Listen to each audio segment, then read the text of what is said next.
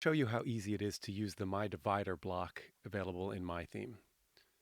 Let's start with a somewhat boring, simple page with some headings and text and turn it into something like this. Let's edit the page. I'm going to use / to add a new block. Just search for divider. First thing, I'm going to set the color to our primary color. There's lots of available styles. Let's use wave.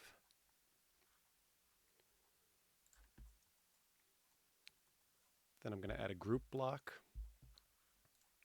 Same thing, set the background color. We're going to have some text in here, so I'll set the text color to white and set align to full width. And then I'm going to add a spacer. And then let's move the heading right in there. Get it below the spacer. Same thing with some paragraph text. Let's make this a little bigger so it stands out. Add another spacer below. And then before this heading, outside of the group, but before the heading, I'm going to add another divider. Again, set the color. And now, because this is on the bottom, we need to flip vertically. Let's set it to curve.